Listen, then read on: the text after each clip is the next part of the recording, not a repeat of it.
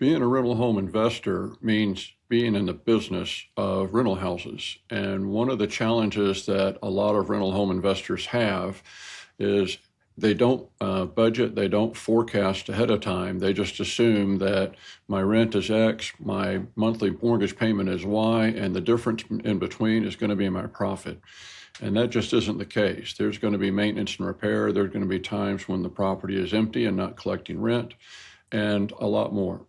One of the things that one of the problems that rental home investors run into often is even if you do forecast losses due to vacancy and delinquency, if you forecast maintenance and repair expenses and things of that nature, your forecast tends to look like a flat line. Unfortunately, what really happens is that those events, those financial exposures are going to happen in spikes.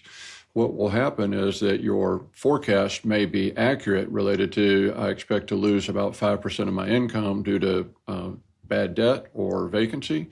I expect to spend about $3,500 per year for maintenance and repair. But over a period of time, what will happen is you spend zero for maintenance and repair, and then a tenant moves out, and all of your vacancy hits at once.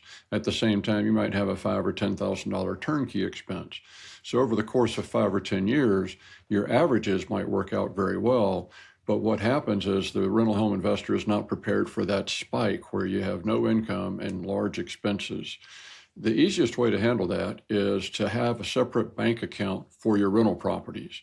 All of your rents will go into there, your mortgage payments come out of there, and you may even need to set up a reserve, meaning that every month out of your personal account, you're going to put money into your rental home account so that you build up a cash reserve.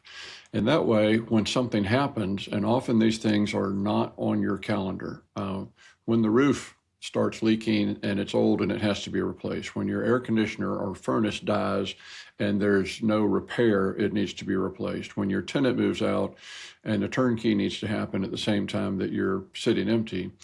All of these things are very manageable if the money that you need is already set aside.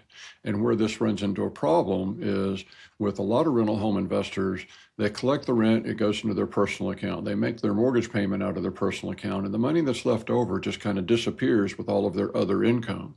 And they spend it going out to dinner more, they spend it going on vacation, they spend it on other things like that. It just plain is invisible to them. And then when one of these events happens, like a major repair or a turnover, then they don't have the cash available to take care of it. And all of a sudden they're in a big financial crunch. So if you're owning rental houses and you don't have a separate bank account set up, then start with that. And in addition to setting up the bank account, you ought to set up a budget or a forecast. This is how much rent we're expecting. I expect to lose some of that over some period of time due to vacancy and bad debt. Tenants do go bad. I expect to spend money on maintenance and repair of this amount, which is going to vary depending on the age and the quality of your house. And have all of that figured out so that when these things happen, you're not surprised. I've owned and managed rental houses for over 40 years, and my houses have always performed really well. But when the spikes hit, it's because we had cash set aside that we were able to handle those events without any interruption to our personal household finances. And it's made it a very profitable venture for us. It could be the same for you as long as you have accounted for those spikes.